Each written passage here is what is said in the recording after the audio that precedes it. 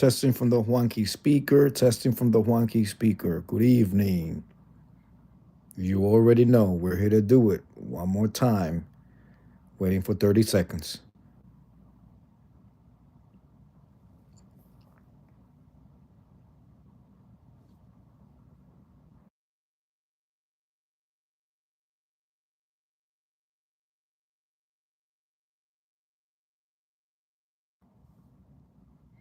All right. Today I am. Oh, it's been a long periodical of week, and I cannot wait for the weekend. I am awaiting for dinner. So if you hear my stomach rumbling, I'm hungry. But while we wait for dinner, I have tonight's post. Nurse 21, welcome to the room. Says mic check 1212. All right. Please hit the like button. Thank you.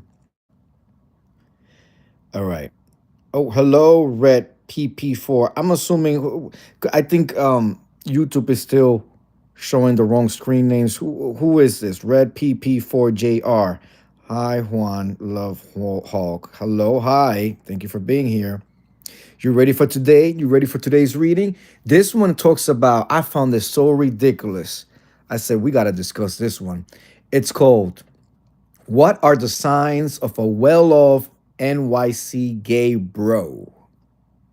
Okay. What are the signs, Naris 21? So let's see the posting. For example, when you go to their place and see, excuse me, let's try that again. It should say red 2. No, it does not say red 2. It's just red dash PP4JR. All right. Oh, let me just do something with the, um, I got to do something with the messages. All messages are up. Okay, good. All right, so here we go. Excuse me. The weather's here. We are living in an ice box now. It's not below like 30s, 20s anymore, but the snow is still on the ground. So it's an ice box where the heart used to be. Okay. What are the signs of a well-off NYC gay bro? For example, when you go to their place and see a lit lebo, what is that? A lit lelabo candle. Oh, I guess I'm not well off because I don't know what the F or lelabo candle is. An aero soap, hand soap dispenser in their bathroom, or a pair of GG sneakers casually thrown about. What other things do you see that indicate he's pretty well off in NYC? Then the person made an edit, I guess because they weren't getting the responses. It says here, you guys are not helpful in answering my question, so I'll rephrase it. What pricey home good products are commonly flaunted by new money, middle to high income NYC gays? This is so damn ridiculous. This is so damn ridiculous.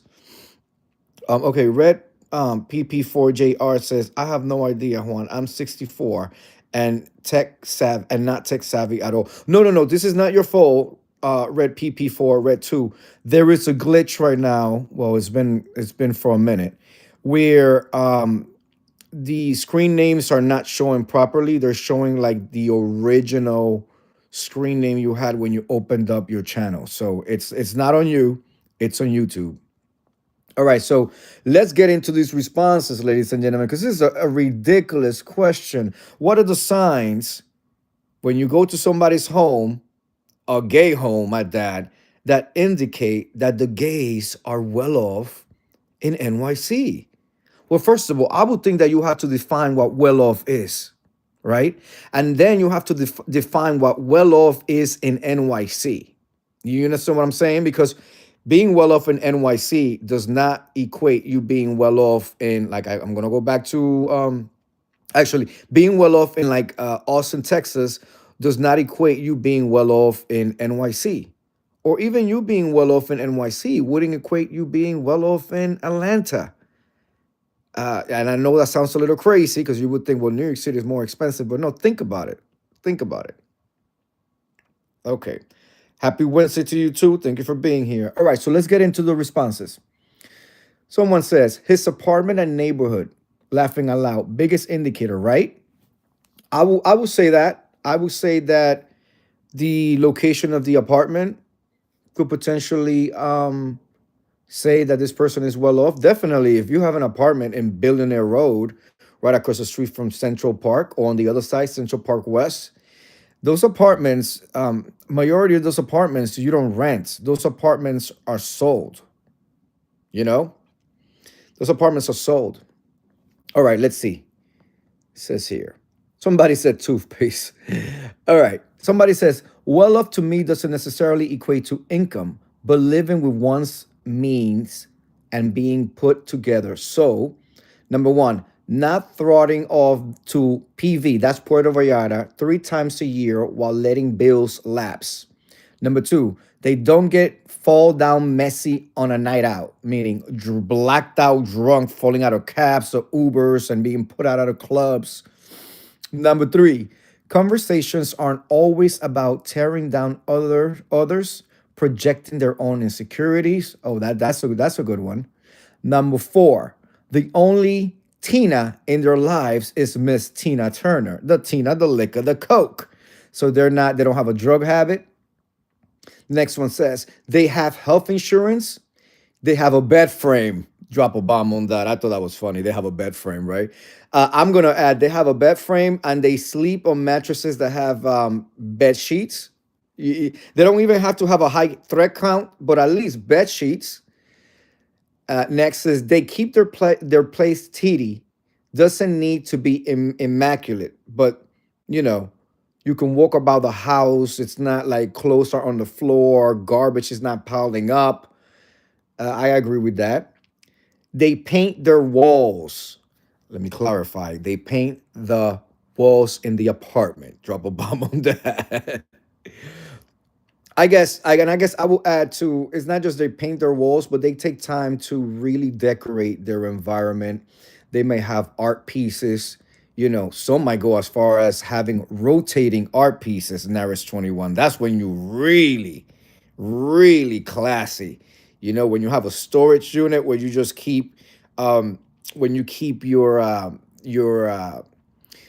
pieces and you bring them out just for like 4 months or every quarter you rotate things out depending on the season you know all right, let's see. uh they coordinate furniture and decor to achieve a subjective and internal look, which is what I said. They really take their time to decorate. They celebrate people and ideas that differ from them. So I would expand on that. I would think that they're so confident. They're so confident that they celebrate differences. They don't feel threatened by differences. They acknowledge their differences, what makes them unique and different, and they use that to their advantage, in a positive way. Um, let's see what else. So let me see. Somebody says they paint their walls is such a weird and random yet accurate one. Laughing aloud. Somebody said that. Um, somebody else says I have a friend who lived in a rent control apartment for 30 plus years, and he would never paint because he did not want to make any capital improvements to the rental company, to the rental apartment. Okay, so for those of you who don't know, New York City has some of the best rent stabilized laws in the country, I would say. And so one of the things about rent stabilized is, like, let's say if your grandparents had a rent stabilized apartment, that means that they were not paying the current rent rate.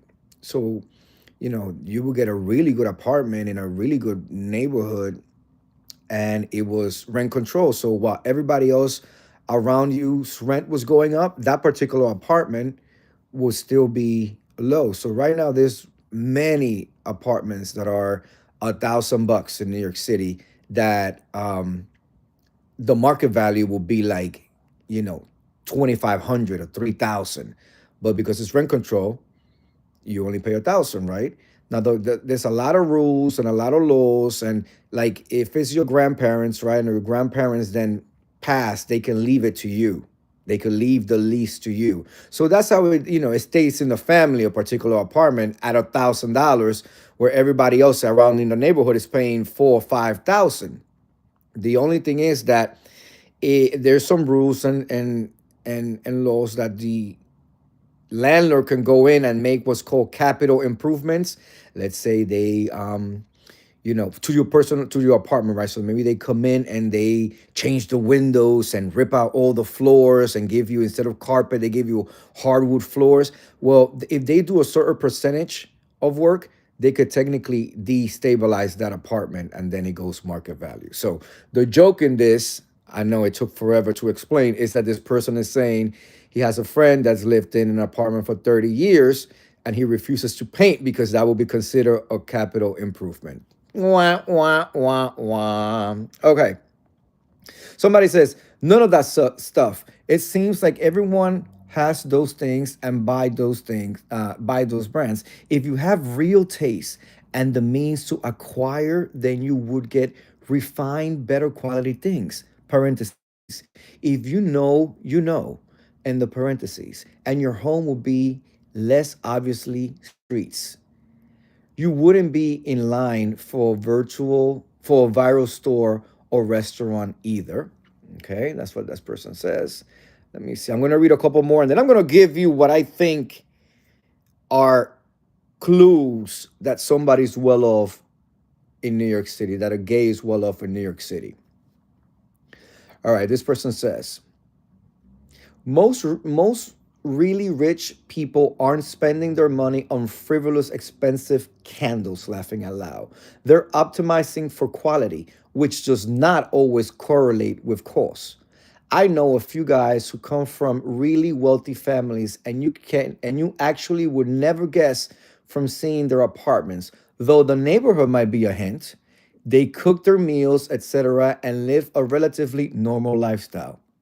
In my experience, a lot of people here who are flashy with their money may be, parentheses, very, in the parentheses, high earners, but don't necessarily have any real wealth because their lifestyles are expensive, so they don't really save, invest. There are plenty of investment bankers and successful lawyers living paycheck to paycheck because their exorbitant Tribeca or West Village rent, and also because they're buying silly things like pricey hand soap. Drop a bomb on that. Okay. Castro Cannon, good evening. I am not producing a link tonight. Thank you for inquiring. As you can see, I'm on mobile.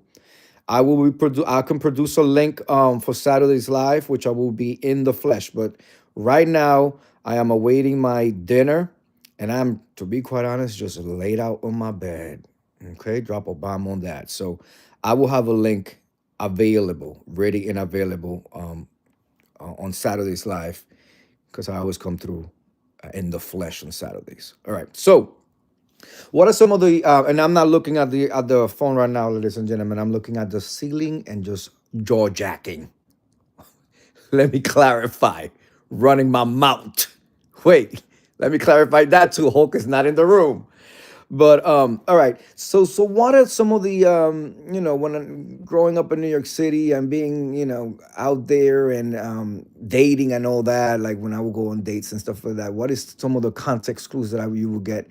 Well, first of all, if this person is asking this because they want to meet, it's also about where you meet people. Though I met very successful Wall Street people, lawyers, bankers, doctors in lounges and clubs on urban night. Drop a bomb on that, okay? So but it's also about how they carry themselves, how they speak. You know, um, I would say confidence level has to do a lot with it. I often found, unfortunately, found found that well, I'm not gonna say that, but in my experience has been that confidence is a big thing for me back in the day. That I would like if I guess when you make your own money, when you have when you well off, and the well off is also relative, right? Well off, well, maybe well off to somebody is not well off to somebody else, and there's always somebody else who has way more than you, and somebody else who has way less than you. So in the gamma of things, it's all relative. Somebody could be well off and be in Harlem somewhere or in Washington Heights somewhere in a small apartment, but they have their health. They have a social network, they have a social circle, they have the ability to go make money every day without having to be out in the streets prostituting or selling substances, or you understand what I'm saying? They're able to go into a building and make the money, whether they're happy or not. They can go and make the money, they could pay their bills.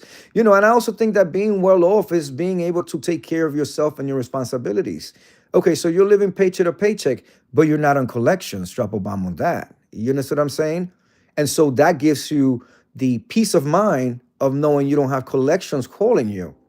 I would consider that person to be well off, because to be well off is not just a financial thing, it's a mental thing and a physical thing. You don't have the mental anguish of not knowing how you're going to pay this bill.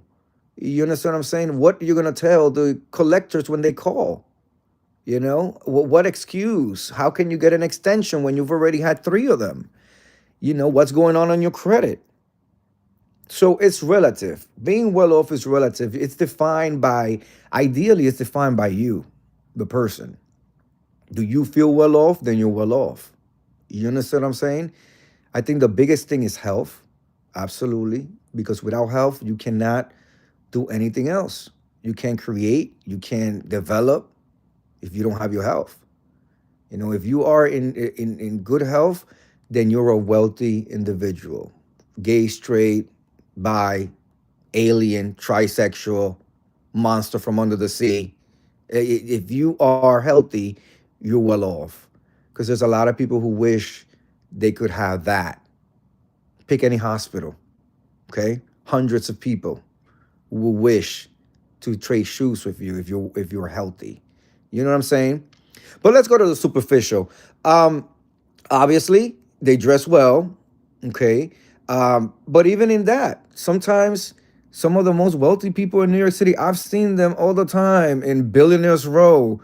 When they come out to get their Starbucks, they're in joggers and a white tee and some, plain sneakers. Like, it's not even about labels anymore. It really isn't about labels anymore. You can't tell, especially in New York City. In New York City, I would say places like LA, certainly Rodeo Drive. Miss Viewers of you, good evening. Nice to see you. Oh yes, tucked in my pill, just listening. Okay, thank you for listening, and I hope you're doing well, and I hope recovery is coming together. And if you doze off, I hope you have some sweet dreams, my Miss Viewers of you. Thank you for always supporting. So, LA, very superficial.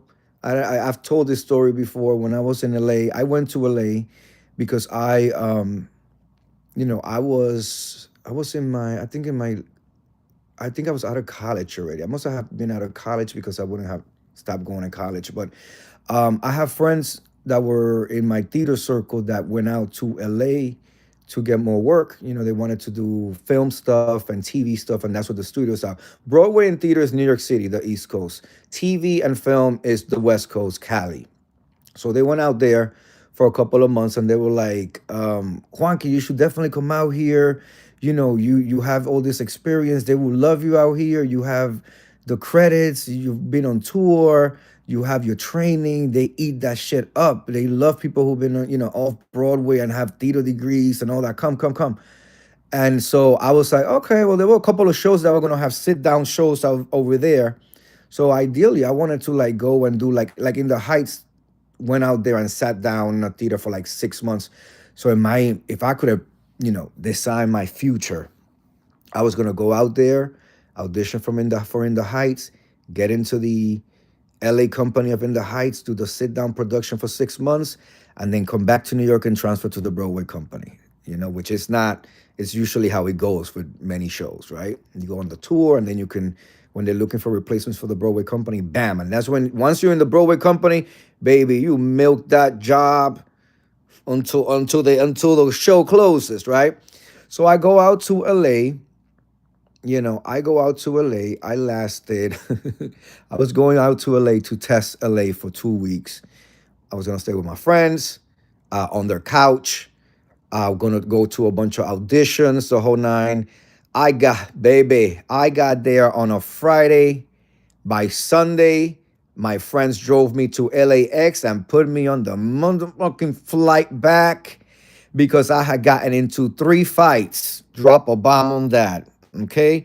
Three fights. One of them on at the H&M in Rodeo Drive, inside H&M. And that's when they said they was gonna call the cops if I didn't leave. And I got into a fight with the manager. Drop a bomb on that. And no, it wasn't because of price check or whatever. I was upstairs. This is after two previous other fights that weekend. Got there Friday. Okay, got there Friday. And the reason being was, and as the friends were driving me back to LAX, we changed my flights and all that Sunday morning. And I departed like Sunday, like middle of the day, after early afternoon. As they were driving me, they realized that I just, didn't have the attitude to be there. I have the New York attitude, and LA is very fake, very superficial, especially with the gays. Everybody had a procedure done, um, at least the Botox put in their face, and this is people in their 20s, right?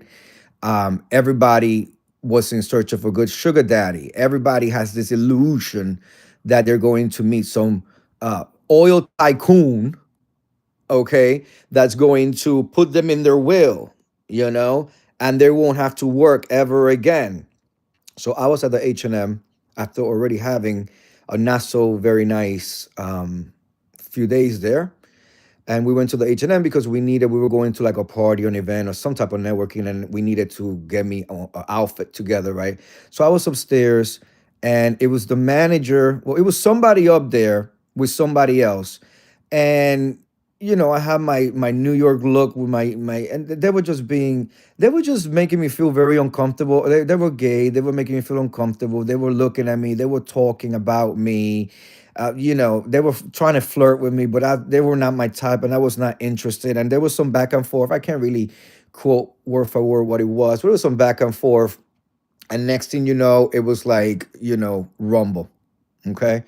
It was rumble. But because I guess they understood that the manager kind of started it, they didn't call the cops or anything, but they did tell me that I needed to leave or else they were going to. So it was like, see ya, you know. But I say all that to say, very superficial, very fake. A lot of people trying to put on, and especially the gays, acting like they had it going on or they were well off. And I could tell that they weren't. How do I know this? Because some of my friends were acting in ways that I don't remember. I'm like, y'all left 6, 9 months ago, and y'all left from New York, and y'all weren't behaving or acting or dressing or looking like this. And 6 months here, and all of a sudden, y'all are acting like I know y'all real tea. Okay, stop acting like y'all got it going on when we all been struggling, especially as performers. So, New York, being well off in New York, I would say the way they dress, the way they carry themselves, the confidence about it, um, going more to the superficial, the places that they eat, right? Are they used to, like, if they're gonna hang out and they're gonna go eat? Is there a reservation that needs to be made? Are they going to places that need a reservation and no walk-ins, and you cannot wear your fitted or your Tims? Or are they just going to link up and go grab something? You understand what I'm saying? Like that would say to me, um, well off. Are they trying to break the bill at the end of the thing? Or it's like people are going to eat and it don't matter who's going to take care of the bill at the end of the night. Maybe they take turns when they go out taking care of the bill. They're not in their apps trying to like break it down and no, you had the salmon and you had the mimosa, so 10 minus 50, like that. um Somebody who's well off, um is comfortable to be able to enjoy their well-offness. They travel, um they're serious about their money, meaning they're focused on working. They're focused on career advancement, promotions. They are, when it's work time, it's work time. When it's playtime, it's playtime. I'm a big believer that work hard, play even harder. Respectfully, play even harder. Let me see what else. Yes, like the poster said, when you go into the house, they have taken the time to decorate their home. I've known some homosexuals um, all over the place that have rotating art pieces, Miss Viewers of You. Oh yes, they'll have that vase out there for 3 months, and in month number four, that vase is going to be put away, and a new painting is going to be hung up. They do things like that. They have wine tastings in their home. They do gatherings with friends. They do they put together trips. They go to museums. They go to not museums. What's the other one called? The galleries. They go to galleries. They have conversations about what's going on in the world today. Let's see here. It's too cold in university to be outside. It absolutely is. Markel Logan Coleman. It absolutely is. It was 16. It actually warmed up a little bit, Markel. It warmed up a little bit, but it's still a ice box where the heart used to be. I'm here. I'm laying in bed waiting for the food to be made. As you are a newlywed, have you been cooking? I told you. They're going to want food every single day. Cook and cook and cook. And tomorrow you got to cook. And the next day you got to cook. And the day after that you cook. And you cook again. And you cook some more. And you cook a breakfast. And then they're going to want a lunch. And then it's going to be a dinner. And they're going to want some snacks in between where you got to get in there and fix some snacks. I can cook. The DoorDash app. Drop a bomb on that. You gotta be careful. You seen that video with that woman spray some stuff. But then my thing is, the homeowner said that the bag was wet and it smelled funny, but he still gave it to the wife, and the wife got sick. How do you? Excuse me. That's why I don't. If I order out, when I order out, I gotta go into the restaurant and pick it up myself. I want to see it, and I get there ahead of time, so I want to see it being walked from the back of the kitchen up to the front to the hostess and shit. Let's see. It's 15 degrees. It's crazy. It'll be 75 next weekend in Dallas. Oh, well, there you go. Red says, love the show. Good night. Guys, good night. Thank you for being here, Red. I'm closing out now, but we do this every night. I'm doing it's the no, Don't Stop December vlog mess. Vlog mess. Let's see. My husband, the Incredible Hulk, says we eat at specific places. We don't go where everyone go or at the time that they go. We don't focus on looking rich because we know we have money. We shop and don't even know how much we pay. And that's a blessing. That is a blessing, and it does not escape me. Thank you, Hulk. It does not. You know.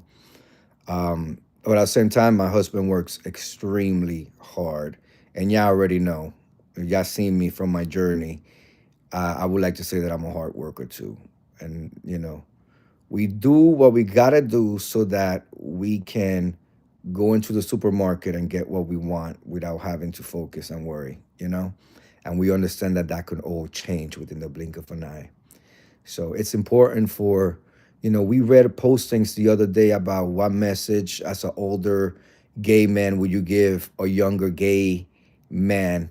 And I said a few things. Among them was, when you turn 16, make sure you get your working papers and begin to get in the group and groove and learning about showing up on time, and showing up on time ready, taking a direction. We know you're going to make the mistakes. You're 16, it's your first job. We know you're going to be inappropriate. You're going to drop some balls. You're going to want to quit. We know you may get fired, but that get it all out your system so that by the time you're 21 and you are on your third or fourth summer job or whatever, you got it together and you can start building. And then my next advice would be to invest.